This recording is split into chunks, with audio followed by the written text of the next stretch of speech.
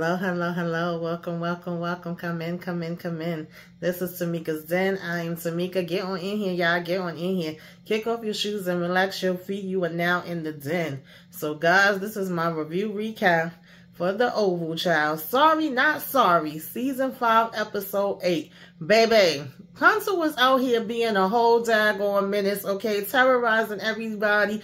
Coming at freaking, Scylla. And Scylla said, baby, not today. You got the wrong run, okay? Mess around and find out she was not here for it. She was coming in hot and heavy, not playing no daggone games. In the meantime, Sam was on his 1-2, okay? He said, oh, you got me messed up, brother. You don't know. You over here playing soldier, playing cop or whatever, but I'm a real one, son. Okay, let me show you how it's done. Alan get on out of down, child, and we got Kyle standing outside waiting for him, of course, bringing him over to Donald, and we gonna do what we gotta do to pretend and act like we on your side and we trying to, help you and take care of things over at the White House, since you're not gonna be able to make it in because Victoria done got you up out of here. Victoria's a damn menace too, child. Somebody gotta stop her. She being disrespectful as hell. And Simone, girl, I said you better not get on your damn knees. I know you freaking lying. Like, it's a no for me, dog. Ain't no way in the world I would have had to just go ahead and get arrested. Eli would have had to come upstairs and he would have had to go ahead and talk to his chick, okay, with his phony behind before I would have got down on my daggone knees. Pillow on not, okay? No ma'am, no Sam, no ham. Am I getting down no damn where, all right? And, we basically just have them trying to figure out and get on over here and see if we can't find Jason. Everybody is rushing to see, who can find him first, all right? But y'all, let's go ahead and get into this episode. Break it on down, take it from the top. You know how we do. And Kareem, baby, you never been my favorite person. You never been one that I cared about. But I said, child, I did not see it going out like that for you, all right? Alonzo, child, you ain't got a spine, okay? You are like a damn snake at this point that is basically being mastered by Hunter, child. You shook and you doing whatever the hell they telling you to do after you done got, a couple rounds up in your chest last week. Baby, is a whole hot-ass mess. But y'all, like I said, we picked up this episode literally where we left last week, okay? This guy got, the gun on Sam, and he's asking him, what is he doing out here? Who's he with? What is he looking for? Are we with the government? Of course, if you say you with the government, that make you not like them even more. Sam trying to be calm, cool, and collective, telling him his name, telling him, yes, sir, he is with, the government, and he's sorry for being on private property, but he had followed these footmarks. He's looking for this young kid that was on a bike, have you happened to have seen him, okay? And he's basically like, well, who is he? Oh, just a kid, you wouldn't know him. Well, how do you know who the hell I know, right? And obviously he's more than just, excuse me, a kid, if you out here over here looking for him, right? And so why are you tracing his tracks this way? Oh, I'll just go ahead and get out your hair. No biggie. If you saying you didn't see him, I could keep it moving. And the guy's basically like, nah, you ain't going nowhere. Now you already came over here too little, too late. Okay, I'm going to have to go ahead and bring you to the highest and, move, go that direction. Do you think I'm playing with you? Do you think you could trick me? Do you think you're going to flip me up? Do you think I'm going to look away? And all the whoop-de-whoop-de-whoop. And Sam is like, no, I'm sorry. And, no, I'm not trying to do that. And the next thing you know, Sam came up on him. Back. Okay, flipped it and reversed it. Got that damn gun and said, you better go ahead and sit on down. Okay, you over here playing like you the real thing. But, baby, I'm the real thing. Okay, you don't know about it until you be about it like I done been for all these years. So, then all of a sudden, homeboy singing a different tune, and he's like, okay, like, sorry or whatever, right? But nope, Sam got you now, okay? He got you now, homeboy. Now, Eli having this conversation with Victoria because she bring her behind over there, and it's always awkward and where, of course, Max and Bobby pretty much have an idea, even though they haven't been able to update each other and have a conversation, that something a little fishy with Eli, and we keeping our good eye on Victoria, so it's always kind of awkward whenever she show up at the door. We do this back and forth and, small talk and acting like we like each other when we really don't, and of course, she just trying to get in there too, where, you know, Eli is to go ahead and sit down with him. So he gives the formal introduction and he tells him, yeah, he could let her in. And when she come in, you know, he is basically letting her know, like, listen, everything is a go as far as Simone goes. She's going to be coming back here to apologize to you. You know, she went on home to change her clothes and then she's going to be back. She like, that bitch ain't apologizing to me. He's like, no, she is, seriously, because, you know, I told her that you would have her locked up in a federal prison if she don't, and, you know, she don't want that. And so she over here, as if that just came as an idea to her, yeah, I sure enough could do that, right? And he was like, but you won't. You know, we need this to go as planned. We need to keep her as calm as can be, and that's the only way for us to accomplish what we need to accomplish. So you gonna have to kind of chill too. You can't be going all crazy like you've been doing. And she like, oh really? Like, no the hell I don't. And he's like, no, you really do. Like, how else are we gonna make this work if we don't make everybody feel like we on the same page? And he tells her that he had told his wife, you know, that she was lying, just messing with her, trying to get underneath her skin, and she basically fell into the trap with it. But there's no way that he would ever, you know, cheat on her, and he just, you know, made everything right. So if we want to keep it that way, you're going to have to kind of be quiet yourself. So she like, all right, whatever. You know, she really don't want to do it, but she telling him she will. Then he start asking about Hunter and how he doing. And she like, he's still incapacitated. He's still up there laid up, you know, knocked the hell out or whatever. He ain't going to be coming down and doing nothing no time soon. And he's like, okay, great. You know, then we could be able to move forward. So here she go, well, I'm going to be back down here later. And he's basically like, nah, you got to chill with that too. You can't be coming down here every minute. We cannot be being seen together. You know, she telling him, calm down, don't worry about it. She wasn't planning on coming to after his wife leaves the White House or whatever. And he's like, no, it's not just about that. We have to be even more careful. Well, I'm the one that's in charge, okay? That's what Victoria told him. And he's like, yeah, I get it. You are in charge, but still, we don't want to give them anything that they could use against us. We have to also be smart. And of course, she's saying she is smart and she get it, she understands, and she will be smart and, you know, all of that. And so she go ahead to leave and he just looking. Excuse me. I said, child, Eli, you just as dumb as her. At this point, I won't be mad if she end up flipping it on you and taking you out, even though I would love to see her and Hunter get taken out of here first. But the rate all of y'all going, I doubt we would see that anytime soon. So Alan over here trying to come out of whatever the case may be. You know, we already know that they wanted to use him and see what info they could get from him and see if there's a way that he would be able to get into Donald's, you know, office, since he's the closest one, and get any type of details on them. And of course, he was originally saying like, nah, you crazy. They would know, and y'all freaking people would get me taken out. And if y'all got all this different stuff, then why y'all ain't been doing it? So, you know, he coming out. And Kyle is out there waiting on him and trying to get him to get in the damn car with him, saying, you know, you need to come on and go with me. And of course, Alan is basically like, man, the last time I took a ride with you, you know, what the hell happened? Why should I trust you, right? And why would I get in the damn car with you and all of that? And he's basically like, if I get in the car, it better not be no games. And then Kyle is telling him he's not in the mood for this crap. Okay, just go ahead and get in the car. It's right on down there. You know, get to stepping. So they go ahead and walk away to go to the car, and he just keeps turning around and looking at freaking Kyle or whatever. And Kyle over here talking about something, you know, looking at him from the damn behind. Anyway, child, getting back on over to the White House at this point, you know, Donald is over here. Hunter's over here on the phone checking in with Alonzo, and Alonzo is saying he have him, you know, talking about Kareem, and he's like, bring him straight to me. Don't stop. Don't do nothing. You better not mess this up. You better be on point. And he's like, I got it, sir. I'm on it, you know. So when he hang up with him, Richard was knocking at the door, bringing that soup that he asked for. And, you know, he go ahead and sit it down, and Scylla come walking in not too long after him. And he's like, okay, yeah. So like I said, I'm going to need y'all two to go ahead and taste it. And Richard was basically like, you know, because Scylla said, that's unsanitary. Hell to the no, ain't nobody about to stand here and be tasting your damn soup. But Richard was like, well, I bought separate spoons, so we going to be good. And she looking at him like he got 3 damn heads. And so Hunter's like, good, somebody was damn listening or whatever, right? And Richard go and taste the soup and talking about something, good, okay, like he in the freaking Campbell's soup commercial. And she just looking and she was like, no, I said no, okay? I didn't stutter, okay? I ain't tasting no damn soup. That's not what I'm here for. You know, you trying to act like we some damn type of slaves of yours or something. I'm come here to work, to protect you, to make sure that you are safe. I'm the one that checks the food. I'm the one that makes the food, and your food is good. You know, that's it. That's all. Like, I wouldn't try to poison you. And he was like, oh, but you would try to poison my wife, right? She said, well, you know what I'm saying? I ain't gonna tell you no lies. Where that's concerned, she just basically just looked at him.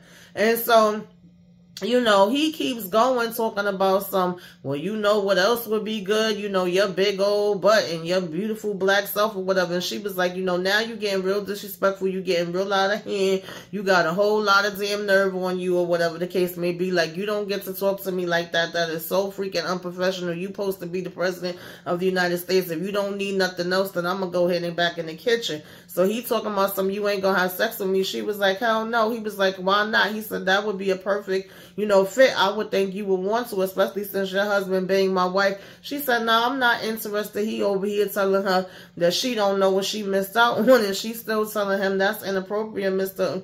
President. He said, man, if you want it, then take it. That's all. It's all good. So she was like, you have no respect for this office, no respect for yourself, nothing, none for your staff. You just trash, okay? And you certainly don't have none for your damn self or whatever. You really need to stop this. And he was like, that's the problem, Scylla. Sorry, y'all, I'm coming back down with a daggone cold. He was like, who gonna stop me, okay? Who gonna check me, boo? So she said, well, sir, you need to go ahead and eat that soup, okay? And he's talking about, well, there's other things I would like to eat, you know what I'm saying, besides that, okay? Of course, talking about her, and he said he gonna start with the soup in the meantime. So she like, you know, good. If you need any other, you know, food, then I'll be in the damn kitchen.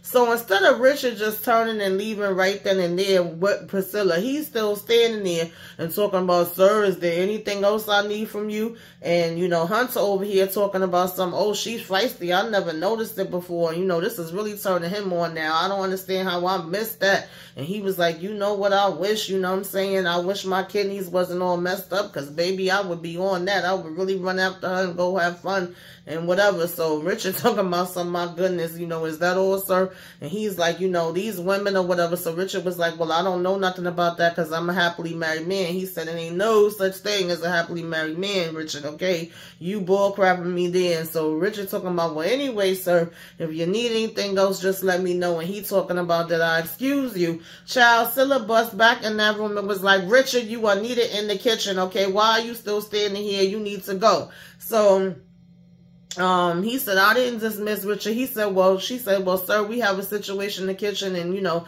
he needs to go ahead and tend to that. And you're coming off a little bit like a racist asshole at this point with all this extra crap you doing. He talking about something, that's the dumbest thing I ever heard. I can't be racist. I'm married to a black woman. And she was like, oh, yeah, it don't work like that. And he said, plus I got my damn kids. And she was like, your kids? He talking about something, yeah, my kids. Like, what the hell do you think, plural? So she said, well, we haven't seen them. All of a sudden, that seemed to calm his behind down a little bit when he talking about some, yeah, no, you haven't, okay, putting on a little sad, pouty face or whatever, right? And so Scylla was basically like, yeah, like I said, Richard, kitchen now, okay? She got more damn authority than Hunter do. Richard went running in that damn kitchen, didn't he? Okay, like he was one of her kids that had to listen to her. So, you know, they go head over to the kitchen or whatever, and of course, they just basically like, do you believe this? You know what I'm saying? Freaking man or whatever the case may be. Like, child. Okay, he got a lot of damn nerve with him. So here comes damn, you know, Victoria of all people to walk in the midst of it. And as soon as she come walking in the door, Scylla like, this bitch. Like, oh, Lord, you know what I mean? Give me a damn break.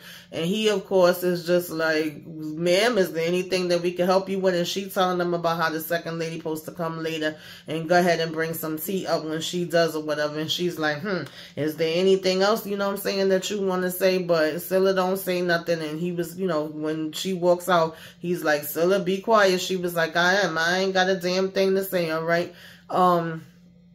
you know, nothing, not a zero, zilch, because he was already telling her, be careful, and, you know, that shit turns him on. He's actually getting even more excited by her talking that way, and he will come after her, and that's the last thing that she want or whatever. You know, we just got to kind of deal with this until he get out of the damn White House. And she was like, man, that could be years. Ain't nobody trying to wait years to deal with this bullshit. Have you lost your damn mind? You smoking that stuff, all right?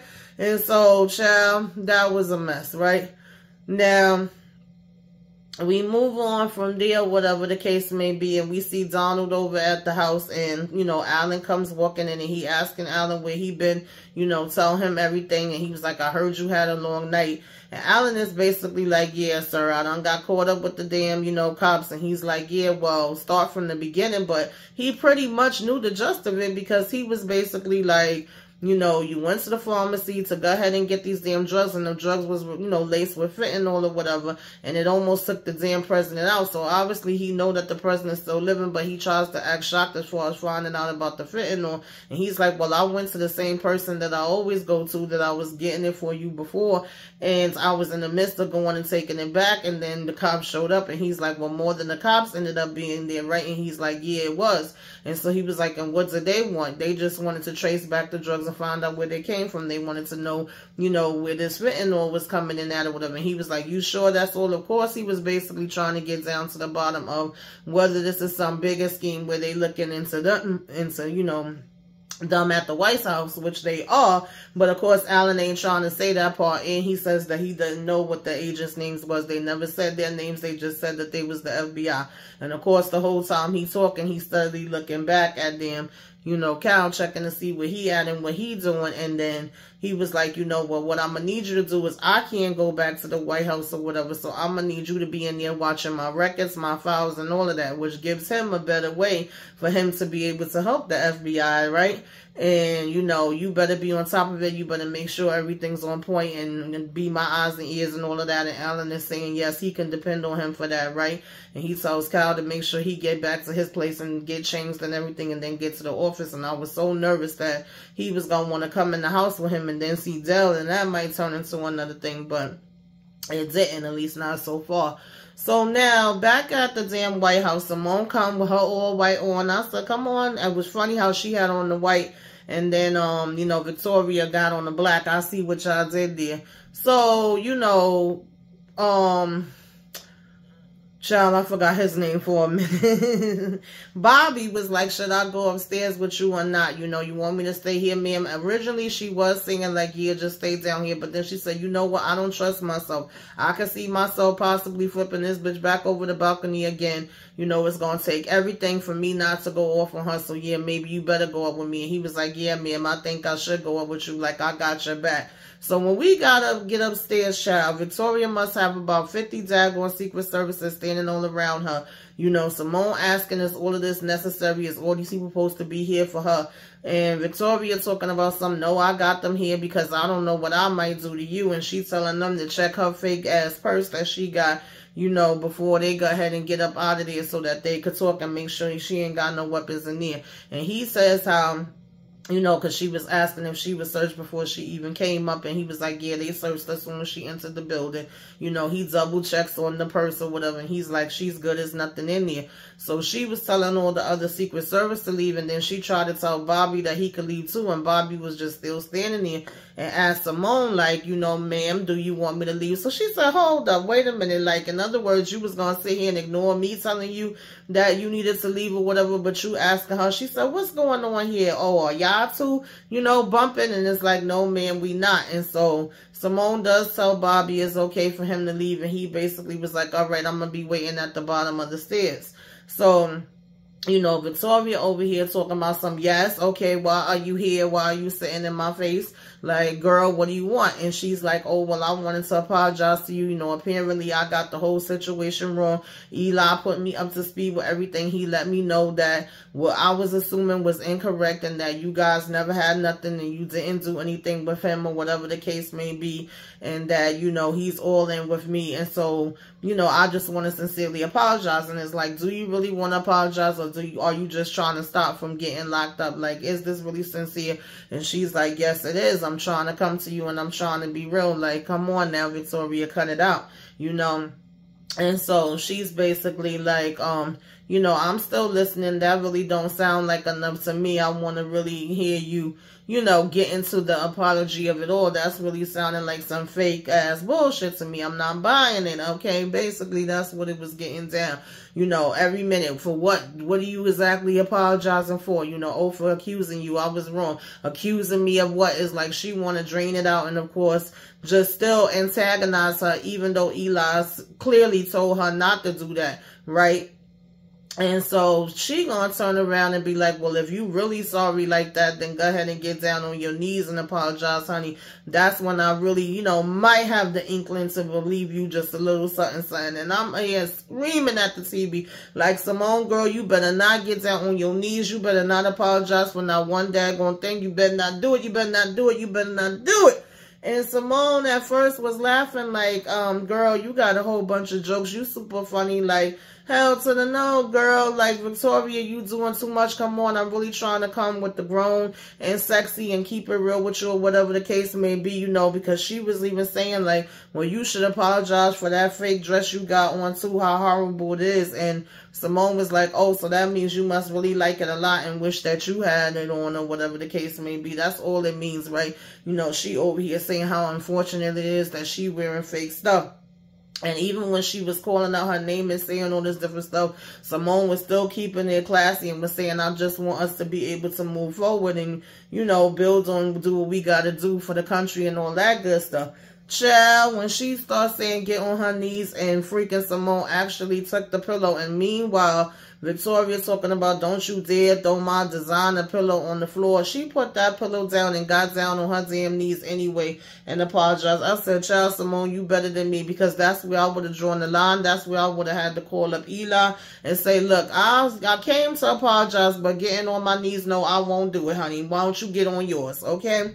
And so, you know, she over here, I don't hear you, dear. I don't hear you. And Simone said, do you want to hear it in key C? And she gonna tell her she want to hear it in key D. So she again was like, I'm so sorry. And Victoria like, girl, just get up. You embarrassment to yourself. And then when she sat down, she was like, child, you really are pathetic. Like, you better than me, because there's no way in the world that I would have got even on my knees to apologize to me. I said, see, even Victoria telling you that. Like, girl, Simone, I wasn't expecting that. I ain't gonna lie. But, you know, I guess you felt like you was doing what you had to do. Plus, we know the bigger picture that you actually are working, you know, with these feds and you trying to take them down. So, in the meantime, Scylla came up with the tea or whatever. And here go Victoria. Did you see her on her knees? And, you know, Scylla basically like, no, I didn't. And she's like, yeah, she came here to fight me. She fought me. And she's like, well, why would anyone want to do that? Because she thought I was messing with her husband. And Scylla like, you know, she put the tea down. So then she like, well, this one, I'm sure, you know, is mad at me too, because, child, I was really messing with her husband, okay? I wasn't messing with yours or whatever, right?